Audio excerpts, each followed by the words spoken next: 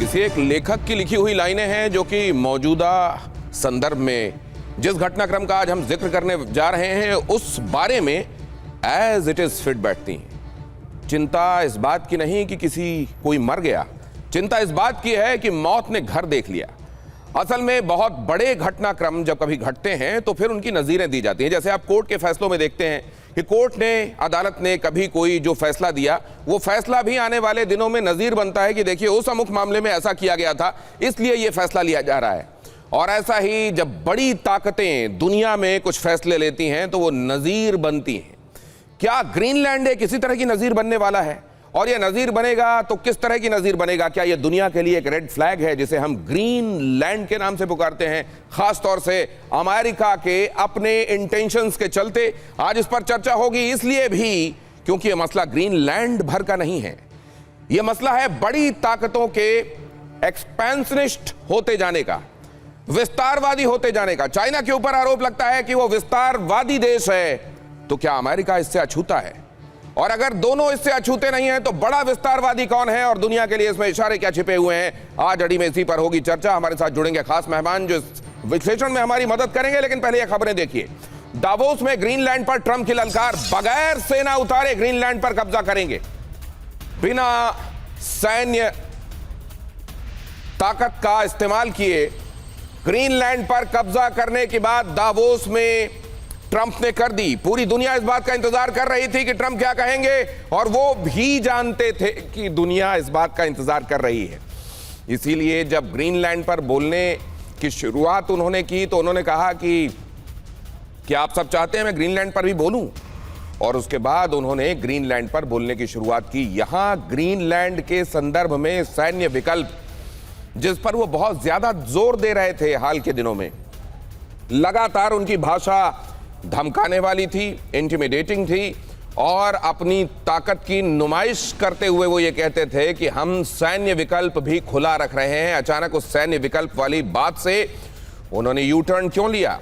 उन्होंने एक समझदारी बनने पर जोर क्यों दिया?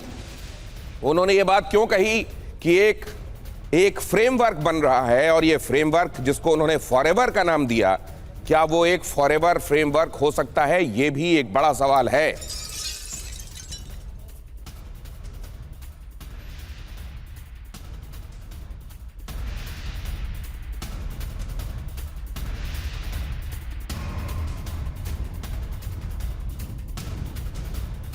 बिना सेना उतारे ग्रीनलैंड पर कब्जा करेंगे, ट्रंप ने कहा। ग्रीनलैंड को हासिल करके ही रहेंगे, ट्रंप का कहना है। दूसरे विश्व युद्ध से पहले ग्रीनलैंड अमेरिका का ही हिस्सा था, ट्रंप ने कहा, और एक बार वो जो हमारा हिस्सा था उसको फिर से हासिल करके हम रहेंगे, ये ट्रंप का कहना है।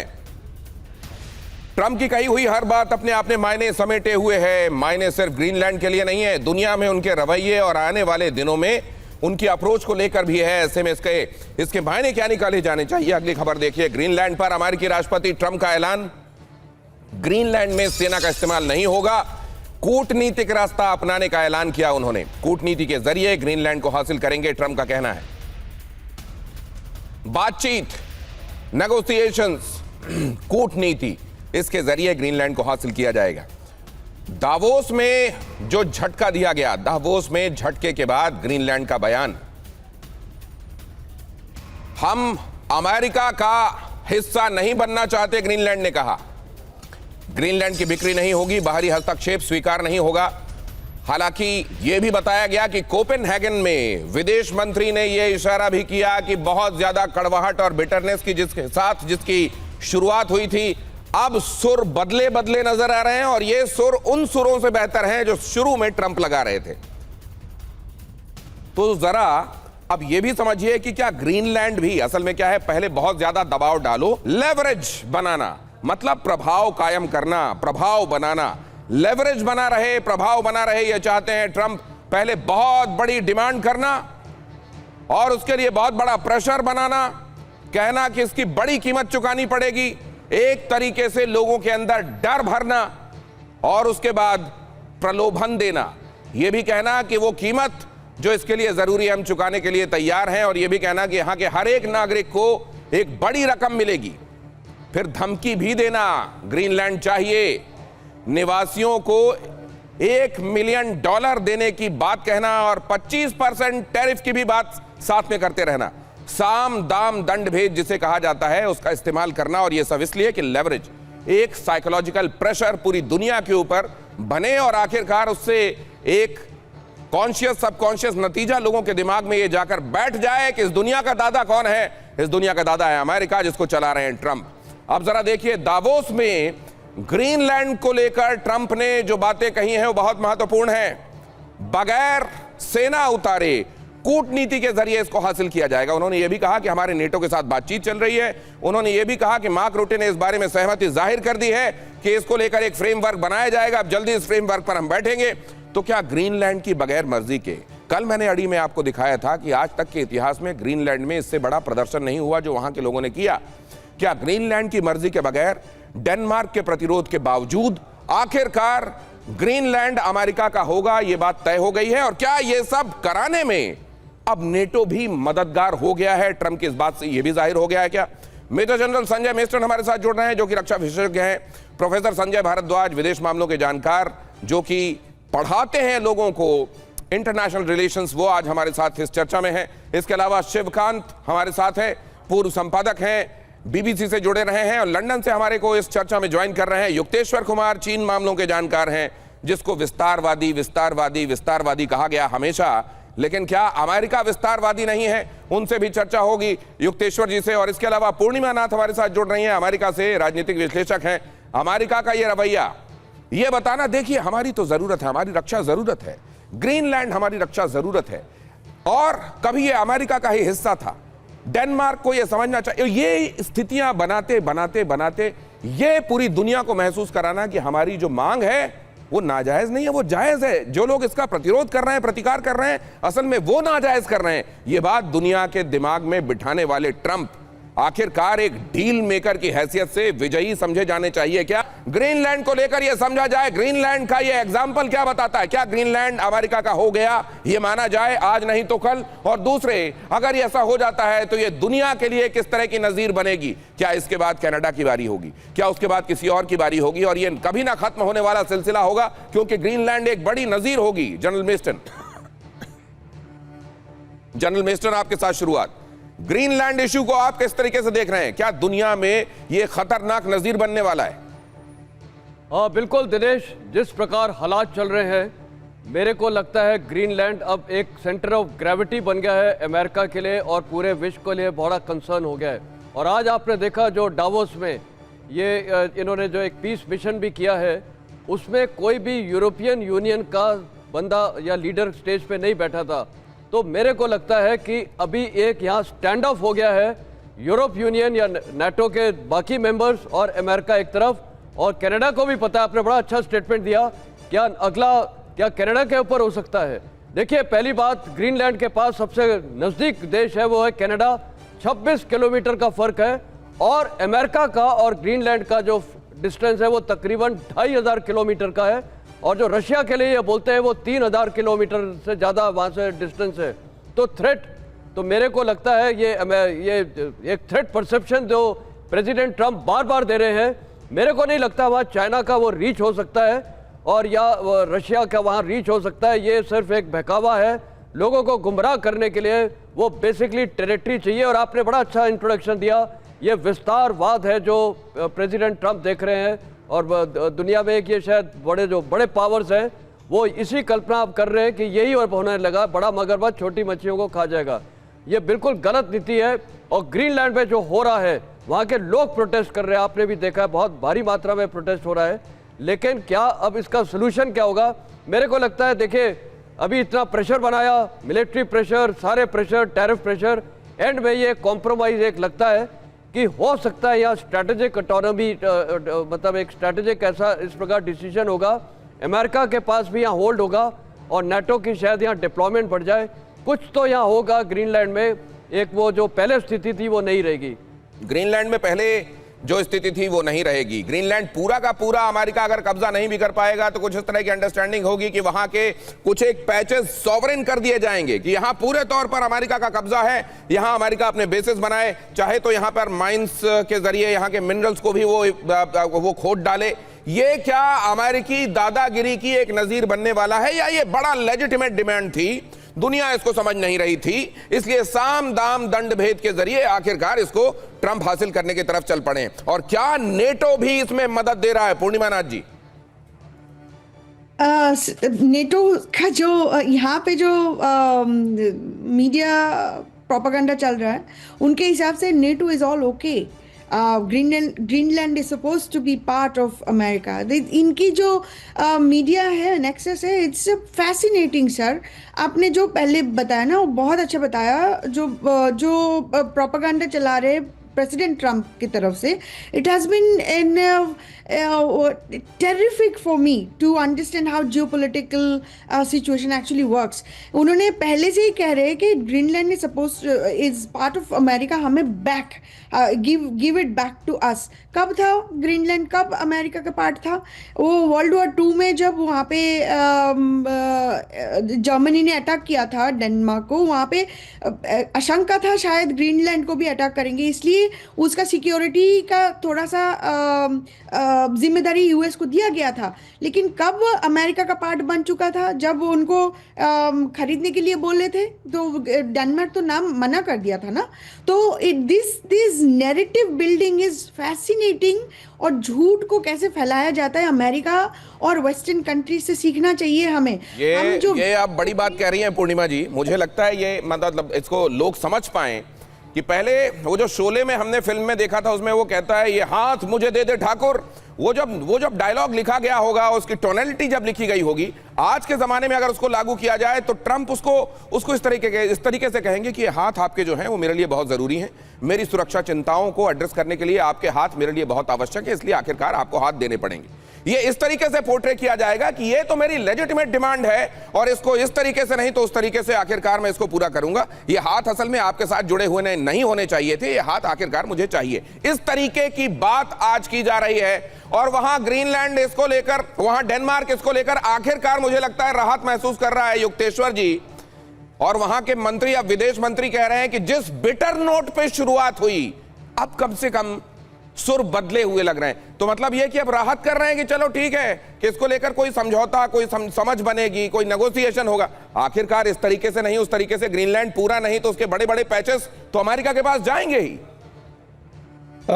बिल्कुल सही बात बताया। मैं पिछले कुछ दिनों से वैश्विक राजनीति को हमारे भारत और पार्टिकुलरली उत्तर प्रदेश, बिहार में शादी के संदर्भ में समझे तो डोनाल्ड ट्रंप बिल्कुल उस दुल्हे के पिता की तरह हैं जो शादी से पहले तय हुए वर पक्ष की मांग से ज्यादा दहेज की उम्मीद रखते आ रहे हैं। डावोस में उन्होंने फिर से जोर से कहा कि पूरा का पूरा ग्रीनलैंड चाहिए। अब ये जो मैं देख रहा हूं विश्व में जो 3 शक्तिशाली देश हैं, चीन को अपने सुरक्षा के लिए ताइवान चाहिए, रूस को अपने सुरक्षा के लिए यूक्रेन चाहिए, और अमेरिका को अब ग्रीनलैंड चाहिए। तो वो बात इस तरह से करते हैं क्योंकि समग्र राजनीति में और रणनीति में एक गंभीर अकादमिक शोध बिंदु यह है, यह पारंपरिक सहयोग संबंधों की अपेक्षाओं से हटकर लेन देन आकस्मिक सामरिक हित पर आधारित है। और मुझे लगता है यह न केवल कुछ भी विश्व शांति, सामूहिक सुरक्षा नहीं सर, अब तो मुझको लगता है ये आपने बड़ी बात कही है कि उधर ताइवान चाहिए चीन को अपनी सुरक्षा चिंताओं के लिए, इधर ग्रीनलैंड चाहिए अमेरिका को अपनी सुरक्षा चिंताओं के लिए। और अब तो चाइना के अंदर ये बातें हो रही होंगी कि देखो अमेरिका कितना तेजी से वो कर रहा है जो हम बहुत धीरे धीरे कर रहे हैं, हमको भी उसी तेजी से आगे बढ़ना चाहिए, वरना हम कहीं ताकत के तौर पर अमेरिका के सामने पिछड़ ना जाएं। आपने एक बहुत महत्वपूर्ण बात कही है यहां पर, और उसको संजय भारद्वाज जी के पास ले जाना चाहता हूं। मतलब पहले जो ये गाने की लाइनें थी संजय भारद्वाज जी, मेरे अंगने में तुम्हारा क्या काम है, अब तो ये है कि तुम्हारे ही अंगने में मेरा काम है, बगैर तुम्हारे अंगने को अपने हड़पे हुए मेरी सुरक्षा चिंताओं को एड्रेस नहीं कर पाऊंगा मैं। देखिए मैं दिनेश जी 4 शब्द यूज़ कर रहा हूँ। एक होता है मल्टीपोलरिटी, एक होता है स्ट्रेटेजिक ऑटोनॉमी, एक होता है सॉवरेनिटी, और एक होता है इंस्टीट्यूशनलिज्म, इंटरनेशनल इंस्टीट्यूशनलिज्म। मुझे लगता है ये चारों जो शब्द हैं, जो टर्म है इंटरनेशनल पॉलिटिक्स को डोमिनेट कर रहे थे पिछले कुछ दशकों से, ये सब मखौल बन चुके हैं। ये बहुत रियलिटी से बहुत दूर है। किसी भी कंट्री का सॉवरेनिटी अब सेफ नहीं है। वेनेजुएला आपने देख लिया, सीधा जब राष्ट्रपति के घर में घुस के उसको उठा लाए, तो कहाँ सॉवरेनिटी है, कहाँ पे स्ट्रेटेजिक ऑटोनॉमी है? स्ट्रेटेजिक ऑटोनॉमी सिर्फ उसकी होगी जिसके पास में ताकत है, जिसके पास लाठी है, और वो लाठी आज अमेरिका के पास है तो कह दिया कि ग्रीनलैंड मेरा है। तो ये बात मान के चलिए कि ग्रीनलैंड उनका है, और ये बात हालांकि पहले भी हुई है। इराक का आप देखिए, बहुत सारे आप उदाहरण आपके सामने हैं कि उसमें अब बात आती है कि जो एक सेल्फ हेल्प सिस्टम आ गया, उसमें जो कुछ कंट्रीज जो अपने आप को इनसिक्योर, उसमें खासकर जब यूरोपियन कंट्रीज़ की बात आती है, क्योंकि वो दोनों तीनों तरफ से गिर चुके हैं। एक तरफ रशिया का अपना एक एक्सपेंशनिस्ट अप्रोच है कि आप यूक्रेन, और यूक्रेन के बाद में जो स्लोविक कंट्रीज़ हैं, जो ईस्टर्न यूरोपियन कंट्रीज़ है, उनका टारगेट है। उधर से पूरा का पूरा जो मिडिल ईस्ट, ईरान बेसिकली जो बढ़ रहा है, और उसका एक खतरा है। और तीसरा, अमेरिका भी अपना जो एक स्ट्रेटेजिक जो इस कहेगी एक डेप्थ जो क्रिएट कर रहे हैं, ये स्ट्रेटेजिक डेप्थ के नाम पर ग्रीनलैंड को लेना चाहते हैं। लेकिन खाली स्ट्रेटेजिक डेप्थ नहीं है, वहां पे क्रिटिकल मिनरल्स भी हैं, रेयर अर्थ मिनरल्स हैं, जो सेमीकंडक्टर और सब चीजों के लिए इस्तेमाल होंगे। वो चीन पर डिपेंडेंसी आपने एक बड़ी बात कह दी सर, कि ये जो स्ट्रेटेजिक ऑटोनॉमी, ये जो रणनीतिक स्वायत्तता की बात की जाती है, ये जो सॉवरेनिटी की बात की जाती है, ये जो कहा जाता है कि वो संप्रभु इलाका है, अब ऐसी कोई बात रह नहीं गई है जिसकी लाठी उसकी भैंस है और वो येन खेन प्रकारेण उसको हासिल करने की तरफ आगे बढ़ रहा है। चाइना भी यही करता है और यही बात अमेरिका कर रहा है। अब दोनों देशों के बीच में अगर होड़ है तो क्या हाथियों की लड़ाई में घास का रौंदा जाना ये नियति बन गई है क्या दुनिया की? ग्रीनलैंड पर समझौते का फ्रेमवर्क तैयार, ट्रंप की मार्क रूटे से बैठक के बाद यह दावा, ट्रंप ने कहा अमेरिका और नेटो के लिए फायदेमंद डील है। ग्रीनलैंड को अमेरिका में विलय या कब्जा नहीं किया जाएगा, ट्रंप ने कहा विलय या कब्जा नहीं होगा, यह फायदेमंद डील है। तो पहले एक बड़ा प्रेशर माउंट करना, यह वैसे ही है जैसा किसी को यह कहो कि तुमको आज 100 कोड़े की सजा मिलेगी, अब उसको बाद में कहा जाए कि एक काम करते हैं तुमको 10 ही कोड़े मारे जाएंगे, तो वो शुक्र करेगा कि 90 से बच गए। अब वो इस बात की गिनती नहीं, अगर शुरू में ही कह दिया जाता कि तुमको 10 कोड़े मारे जाएंगे तो कहता क्या जुल्म कर रहे हैं मेरे ऊपर, आप 10 कोड़े मार देंगे। लेकिन पहले 100 की बात करो और उसके बाद कहो कि नहीं सिर्फ 10 मारे जाएंगे और कहा जाएगा कि देखो 90 से हमने तुमको बचा दिया। ये एक नया पैंतरा, ये एक नई साइकी दिखाई दे रही है। और ये खुले तौर पर इस बात का ऐलान है कि आज भी दुनिया में तमाम 21वीं सदी के दावों के बावजूद, पढ़ी लिखी दुनिया होने के दावों के बावजूद, इंटरनेशनल लॉज के इन प्लेस होने के दावों के बावजूद, असल में everything is boiling down to जिसकी लाठी उसकी भैंस। क्या यहां पर भी यही बात लागू हो रही है? Shivkant sir, how do you look at it? देखिए, जिसकी लाठी उसकी भैंस तो अपने आप ही लागू हो गई, क्योंकि जिसकी लाठी उसकी भैंस को रोकने वाला एकमात्र जो देश था वो अमेरिका था। ठीक है, अपनी मनमानी करता था, लेकिन जिसे वो रूल बेस्ड इंटरनेशनल ऑर्डर कहते हैं, नियमबद्ध विश्व व्यवस्था, वो इसीलिए लागू थी, अमेरिका के अलावा बाकी देशों पे लागू थी, कि अमेरिका का डंडा चलता था और अमेरिका रुकता था इस तरह की हरकतों से। लेकिन अब अमेरिका ही बढ़ चढ़ के ये करेगा। आप बार बार ट्रंप की दबंगई की बात कर रहे हैं, लेकिन दबंगई के अलावा ट्रंप का एक दूसरा रूप भी है जिसको वहां टैको कहा जाता है। ये उनका उपनाम। टैको का मतलब है ट्रंप ऑलवेज चिकन्स आउट। जब उनके सामने प्रबल प्रतिद्वंदी आ जाता है तो वो पीछे हट जाते हैं। चीन के संदर्भ में आपने देखा, उन्होंने चीन को कहा कि आप जितने टैरिफ लगाएंगे हम उससे दुगने लगाएंगे। ये होड़ यहां तक गई कि चीन के ऊपर 200% से ऊपर टैरिफ की नौबत आ गई। चीन ने कहा ठीक है, हम जो दुर्लभ खनिज हैं, जो रेयर अर्थ मिनरल्स हैं, उसकी सप्लाई बंद करते हैं। 1-2 दिन के भीतर घुटनों पे आ गए और पीछे हट गए। ठीक इसी तरह से इनको ये उम्मीद नहीं थी कि नेटो के जो देश हैं वो इतनी एकजुटता दिखाएंगे और एक सुर में इनकी निंदा होगी। तो युक्तेश्वर सर, आपको बीच में रोक रहा हूं, आपकी कही हुई बात को मैं एसिमिलेट कर रहा था। शिवकांत सर, माफ कीजिएगा, आपकी कही हुई बातों को मैं सोच रहा था। अमेरिका ने कब ऐसा किया है सर?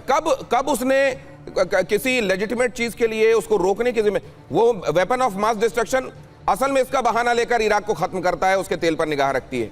वेनेजुएला में इसी तरह के बहाने बनाकर उसके तेल भंडारों पर निगाह, ईरान में इसी तरीके से, असल में वहां पर उसके निहित स्वार्थ कुछ और है, दिखाने की कुछ और कोशिश करता है। यह बात और है कि ट्रंप उस चीज को ब्रेजन तरीके से लागू कर रहे हैं जिसको कुछ मुलम में चढ़ाकर इसके पहले के राष्ट्रपति लागू करते रहे हैं। लेकिन अमेरिका कब ऐसा रहा है जब लेजिटिमेट तरीके से चीजों की रक्षा करने के लिए उसने वो सुपरमैन वाली कॉमिकल भूमिका निभाई हो सर? देखिए 2-3 उदाहरण है उसके। कुवैत को बचाया, कुवैत को सद्दाम हुसैन ने, इराक ने हड़प लिया था। अगर अमेरिका नहीं होता तो कुवैत को आजादी नहीं मिलती। इसी तरह से आप पूर्व यूगोस्लाविया जिसके 7-8 देश बने हैं, बोस्निया है, सर्बिया है, तो एक तरह से बोस्निया को खत्म किया जा रहा था, तो उसकी आजादी के लिए भी नेटो भी साथ में आया और अमेरिका लड़ा और उनको बचाया। तो इस तरह के कुछ उदाहरण हैं। जब उत्तर कोरिया और दक्षिण कोरिया वाला युद्ध हुआ तो दक्षिण कोरिया के बचाव के लिए अमेरिका गया था। तो ऐसी बात नहीं है, किया है। तो पहले कोरियन पेनिनसुला को बांट दो, नॉर्थ और साउथ बना दो, उसके बाद जब झगड़े होने लगे तो वहां सीटी लेके पहुंच जाओ। देखो जी, मैं तो यहाँ पे अब नॉर्थ और साउथ अमेरिका नहीं बनाया था वो। देखिए चीन और सोवियत संघ, नॉर्थ और साउथ कोरिया की बात कर रहा हूं सर मैं। खैर, मैं आपने ये कुछ एक उदाहरण दिए। क्या ये अमेरिका की असल में ये माना जाए कि अमेरिका इस दुनिया में तो सुलह और शांति का पैरोकार रहा है? ट्रंप ने आकर इसको, ये मैं नहीं कह रहा, मैं ये कह रहा हूं कि अपनी मनमानी करने के अलावा जो सो कॉल्ड विश्व व्यवस्था थी उसको चलाने में अमेरिका की जो धाक थी उसकी वजह से वो व्यवस्था चलती थी, उसका इस्तेमाल होता था। अब क्योंकि आप खुल्लम खुल्ला इस पे आ गए हैं कि अपने ही दोस्त, भाई डेनमार्क में 1951 की संधि के तहत, 1951 में एक संधि हुई थी जब दूसरा विश्व युद्ध खत्म हो गया था, तब शीत युद्ध शुरू हो गया था। और इनको डेनमार्क, ग्रीनलैंड की जरूरत इसलिए थी कि जो सोवियत संघ से आने वाली मिसाइलें हैं उनको ट्रैक करने के लिए ये जमीन जरूरी थी। तो इनको 50 अड्डे बनाने के लिए जो है वो इजाजत दी गई और इन्होंने 50 अड्डे बनाए। तब से इनको पूरी आजादी है, ये चाहे जितने सैनिक अड्डे ग्रीनलैंड पे बना सकते हैं, उसकी सुरक्षा के लिए सैनिक तैनात कर सकते हैं। हुआ ये जिसको थेल्स कहते हैं, जिसको पिटूफिक कहते हैं, वो तो अभी भी तैनाती है वहां पर। मतलब इस हिसाब से अगर देखा जाए सर, तो ग्रीनलैंड में जिसको थेल्स कहते हैं, अब उसका नाम पिटूफिक हो गया, वो तो ऑलरेडी है ना सर। मतलब ये तो पहले से ज्यादा उस इलाके में अपना दबदबा और अपना कब्जा हासिल करने की कोशिश है, अगर पूरे तौर पर नहीं तो हिस्सों में, और एक दिन उसको पूरा ले लेने की। लेकिन सर, इससे एक बड़ी बात मैं आप लोगों से इसका एक्सटेंशन जानना चाहता हूं, क्या ये नव उपनिवेशवाद का स्वरूप है? क्या ये नियो कॉलोनियलिज्म है? क्या ये नए तरीके से, वो जो हम कहते थे कि पहले वो यूके हो या फ्रांस हो, ये अपनी कॉलोनियां बनाया करते थे, तमाम जगहों पर रिसोर्सेज की लूट के लिए उन जगहों को उपनिवेश बना दिया जाता था। हमने भी वो बात झेली है ईस्ट इंडिया कंपनी के बाद से। क्या ये उसी का एक नया रूप है? दुनिया को ये समझना पड़ेगा। और क्या ये अब आने वाले दिनों में इसका और विस्तार, अगर ये संप्रभुता, ये इसके कोई मायने नहीं है, ये मजाक बनने वाला है, अगर ये स्ट्रेटेजिक ऑटोनॉमी जैसे शब्द जो है, अगर आप माइट हैं तो आपके लिए राइट हैं, अगर ऐसा होने वाला है, तो क्या ये जिसको हम नव उपनिवेशवाद कह रहे हैं, क्या ये आने वाले दिनों में और विद्रूप और खतरनाक रूप में दिखाई देगा? संजय मिस्टन सर। और बिल्कुल दिनेश, मेरे को तो वही असर लगता है। देखिए, हालात जिस प्रकार हो रहे हैं, ये नियो कॉलोनिज्म के तरफ तो हम जा रहे हैं। इसके कई कारण हैं। देखिए, अभी हमारे पड़ोसी देश को देखिए, चीन को, आज वो भी जो विस्तारवाद है, आपको पता होना चाहिए कि पूरे वेस्टर्न भूटान में वहाँ पर इतनी इंट्रूजन कर रहा है, इतनी सड़कें बना रहा है, और उसका लॉन्ग टर्म इरादा है कि शायद भूटान को वो ले ही ले। नेपाल में आप देख लिए क्या क्या नहीं कर रहा है, श्रीलंका में आप देखिए। तो कहने का मतलब है, आज ये जो पावरफुल देश है, अरे सर, बांग्लादेश में भी तो ये सेंट मार्टिन से ही शुरू हुआ ना मामला। बिल्कुल। तो कहने का मतलब है, ये एक नीति बनती जा रही है। जो भी पावरफुल लीडर्स है वर्ल्ड के, खासकर चाइना को आप देख ले या अमेरिका को, अब ये विस्तारवाद में यही आ गया है कि बस आप डोमिनेट करो, कॉलोनीज बनाओ, जाके अपना कब्जा करो और बहाने कुछ भी लगा दो, सिक्योरिटी थ्रेट। ये जो कहा जाता है with great power comes the great responsibility, ये केवल किताबों में और कहानियों में है। बाकी जो असल में लागू होता है वो होता है मेरी मर्जी। क्यों कह रहा हूं, जरा देखिए आगे की खबरें। ट्रंप के आगे नतमस्तक हुए नेटो चीफ, ट्रंप के आगे नतमस्तक हुए नेटो चीफ। हर हाल में अमेरिका के साथ नेटो महासचिव मार्क रूटे का दावा, अमेरिका की मदद के लिए तैयार यूरोपीय देश, ट्रंप के नेतृत्व में पहले से ज्यादा मजबूत नेटो। तो क्या नेटो ने भी और यूरोप ने भी असल में ग्रीनलैंड को डिच किया है?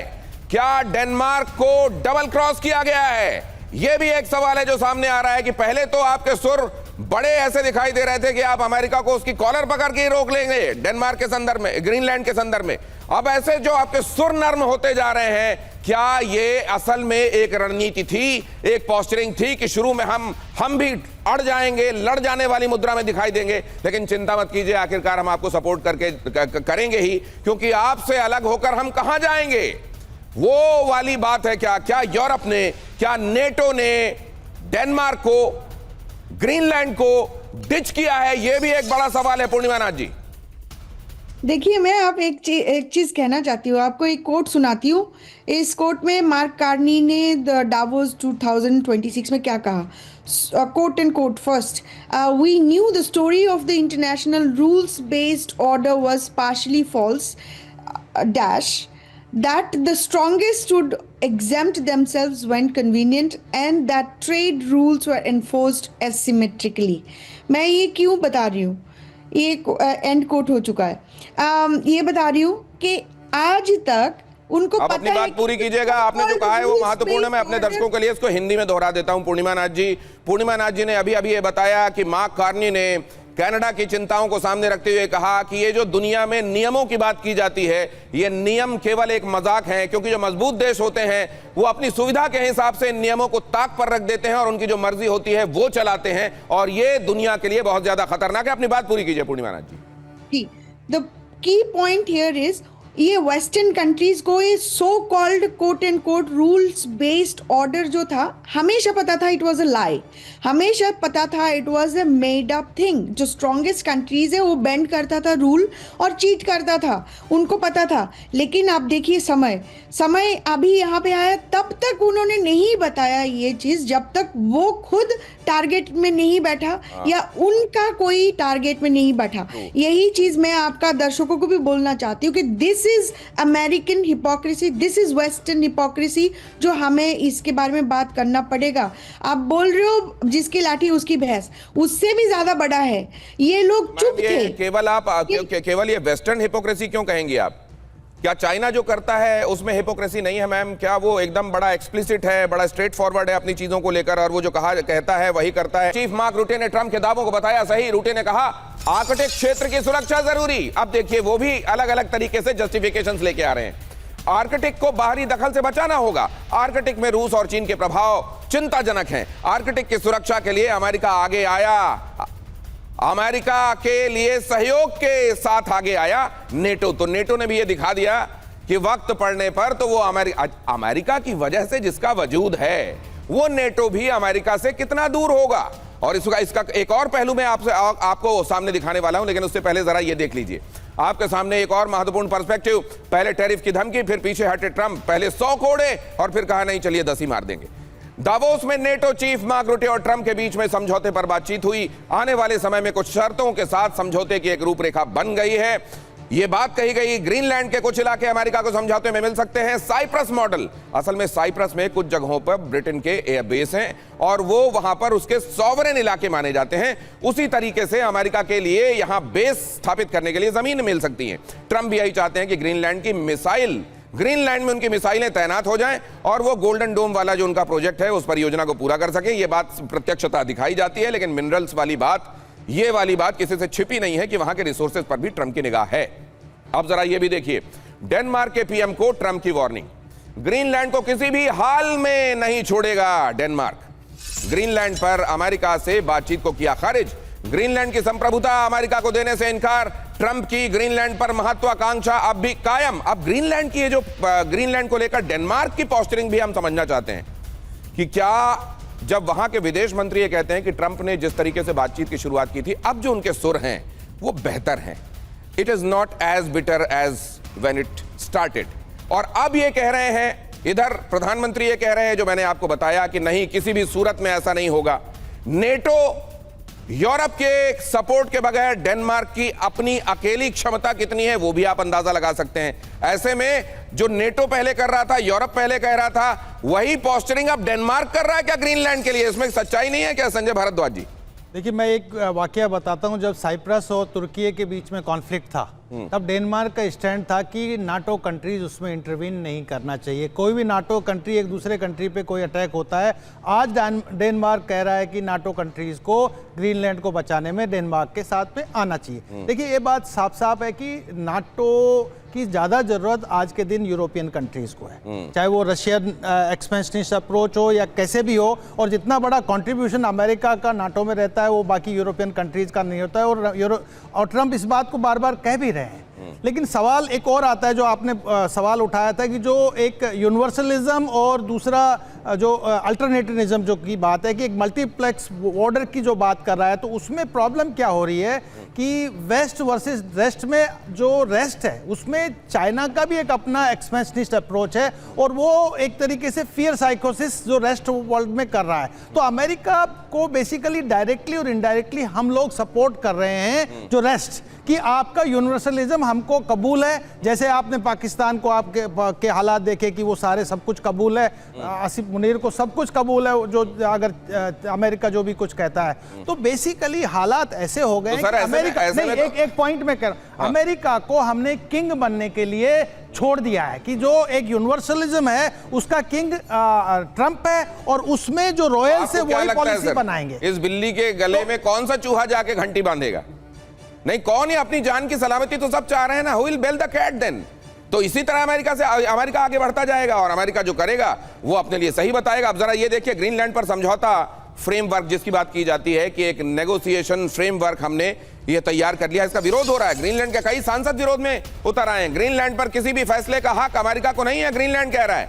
लेकिन ग्रीनलैंड जब कह रहा है तो बाकी सब उसके साथ होने का, वो डेनमार्क ही क्यों ना हो, वो यूरोपीय देश ही क्यों ना हो, और फिर वो नेटो का भी एक समय में जो सुर था वो आपके सामने था। क्या ये सब किसी हद तक केवल एक नाटक कर रहे हैं? सबको मालूम है कि अगर अमेरिका ये चाहता है तो अमेरिका को रोका नहीं जा सकता। कुछ देर के लिए सही दुनिया में ये कहने के लिए वक्त पड़ने पर सनद रहे कि हमने भी अमेरिका का विरोध किया था। क्या केवल इतना ही उसकी उपयोगिता है? अब जरा आगे देखिए, ग्रीनलैंड को यूरोप और नाटो ने दिया धोखा। ग्रीनलैंड को यूरोप और नेटो ने धोखा दिया। यह बात जो मैं उठा रहा था अब आपको तथ्यों के साथ दिखाता हूं। ट्रंप की धमकी के बाद पाला बदला यूरोप ने पूरा पाला बदल दिया है और इसीलिए अब ट्रंप भी कह रहे हैं टैरिफ नहीं लगेगा, कोई बात नहीं, चलो अब चिंता मत करना। ये वाली जो बात है ये पूरी दुनिया के लिए खतरे की घंटी क्यों है? पहले जरा ये देखिए, ये डबल क्रॉस जो है ये किस तरीके से भारी पड़ सकता है। ये डबल क्रॉस किस तरीके से नजीर बनेगा और कहा जाएगा उन्होंने भी तो किया था, आप हमको गलत क्यों कह रहे हैं? अब जरा देखिए, डेनमार्क को साइड लाइन करना, नीदरलैंड पर, माफ कीजिए, ग्रीनलैंड पर समझौते की बात मार्क रुटे और ट्रंप के बीच में ही हुई। इतनी जगह पर फोकस कीजिए तो ज्यादा बेहतर समझ में आएगा।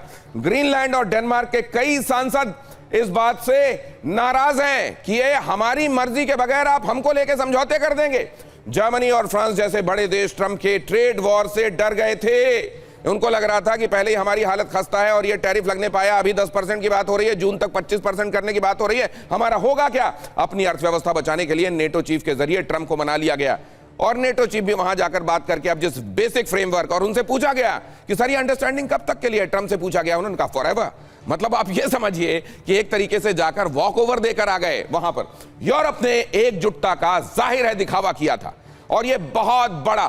तो फिर ये कहना कि भाई मेंबर कंट्री के लिए ये लागू नहीं होता है आर्टिकल 5, ये कह देना कि देखिए तब भी साइप्रस वाले मामले में यही होता, जब टर्की और ग्रीस सामने आ गए थे तो मेंबर कंट्री की सुरक्षा के लिए नहीं बनाया गया नेटो। ये सब ढकोसला है। वक्त पड़ने पर अपने हिसाब से नियमों को तोड़ मरोड़ लेना, बदल लेना और ये बता देना नहीं आपने गलत तर्जुमानी की थी, एक्चुअली तो नियम ये है।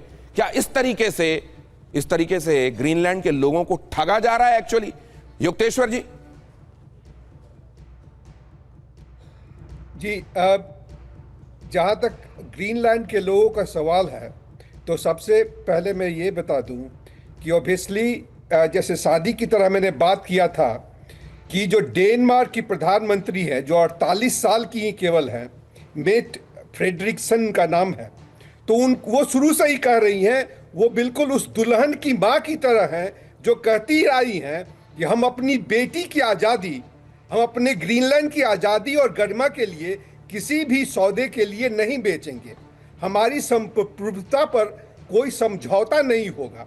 तो ये बात है। हालांकि मैं एक चीज बता दूं, नहीं सर, ये हमारे मेजर जनरल, आपको क्या लगता है सर, ये भी सीरियस पोस्चरिंग है? ये जो है वही दिखाया जा रहा है, या आपको लग रहा है यहां भी पॉस्चरिंग है, क्योंकि ये मालूम है कि अमेरिका तो आखिरकार जो चाहेगा वो करेगा? नहीं, ऐसा भी नहीं होता है कि मेरा जो मानना है कि अमेरिका जो चाहेगा तो ठीक है, वही करेगा। तो सर आपने महत्वपूर्ण बात कही, जैसा सेमी ऑटोनॉमस स्टेचर वैसे ही सेमी वाला सपोर्ट। अब जरा ये आगे खबरें देखिए। ग्रीनलैंड पर ट्रंप से नाराज ब्रिटिश पीएम कीर स्टारमर का बयान, मैं झुकूंगा नहीं। कीर स्टारमर ने कहा हम अपने सिद्धांतों और मूल्यों को नहीं छोड़ेंगे, क्योंकि कनाडा को भी ये लगने में लगा है कि अब आगे बारी उसकी है, क्या टैरिफ धमकियों से फर्क नहीं पड़ेगा। कीर स्टारमर ने यह भी कहा। और उधर ये इधर कीर स्टारमर वाली बातें भी हमने आपको बताई, उधर कनाडा की चिंताएं भी बताई। यूरोप पूरा चिंतित है, कनाडा पूरा चिंतित है, ग्रीनलैंड असल में इन सब के लिए एक बड़ी चिंता बनता जा रहा है। अब जरा यहां देखिए, 50 साल पुराने कर्मों का फल भोगेगा डेनमार्क। ये जो बात कही जा रही थी साइप्रस के संदर्भ में, जो उदाहरण दिया जा रहा था, ये इसलिए क्योंकि देखिए उसको नजीर बना के बाकी जगहों पर तो फिर ये बातें क्यों चल रही थी कि आर्टिकल 5 इसमें प्ले में आ जाएगा। इतने दिनों बाद ये डिस्कवरी दुनिया के सामने क्यों रख दी गई? और पुरानी नजीर ये जो साइप्रस वाली है, 1974 में डेनमार्क ने ग्रीस की मदद करने से साफ मना कर दिया था और कहा यह गया था कि असल में मेंबर कंट्रीज के ऊपर यह लागू नहीं होता है। पूरी मेंबर कंट्रीज को अगर किसी तीसरे का खतरा आ रहा है सामने तो सब मिलकर उसका मुकाबला कर लेंगे, लेकिन जो एक सदस्य देश है दूसरे सदस्य देश से अगर खतरा या आपस में लड़ाई होती है तो इसमें फिर वो नेटो वाला नियम लागू नहीं होगा। 1974 में तुर्की ने ग्रीस में मिलिट्री एक्शन लिया था और यहां पर वही साइप्रस वाली बात कहते हुए कि देखिए उस समय ये नजीर बनी थी और इसलिए आज के दौर में डेनमार्क के संदर्भ में नेटो प्ले में नहीं आ सकता, क्योंकि ये भी तो मेंबर कंट्रीज वाला मामला है। तुर्की और ग्रीस नेटो के सदस्य थे, ये बात हमने आपको पहले बताई, लेकिन अभी इसलिए इसको आपके सामने तथ्यात्मक रूप से रख दिया क्योंकि ये बात भी इस समय नजीर के तौर पर रखी जा रही है। लेकिन ये क्या सूटेबिलिटी से नजीरें निकाली जाती हैं? थैले से झाड़ पोंछ के उस समय क्या सूटेबल कर रहा है उसको झाड़ पोंछ के रख दो, या वाकई सारी चीजों को एक साथ कंसीडर करने के बाद फैसले लिए जाते हैं? पुतिन ने बनाया ग्रीनलैंड का मजाक, पुतिन ने ग्रीनलैंड की कीमत लगाई, पुतिन ने कहा ग्रीनलैंड की कीमत $1 अरब के आसपास है। अब जरा ये भी देखिए, पुतिन का ये बयान सिर्फ एक हिसाब किताब नहीं है बल्कि जियोपॉलिटिक्स का एक मास्टर स्ट्रोक भी है, जिन्होंने इतिहास की किताबों से धूल झाड़ कर ऐसे पन्ने खोले हैं कि डेनमार्क और यूरोप को बहुत चुभ रहे हैं। पुतिन ने ग्रीनलैंड की कीमत लगभग $1 बिलियन और पुराने सौदों में वर्जिन आइलैंड्स और अलास्का का जिक्र करते हुए ये कहा, ये 3 खास मकसदों से किया गया है।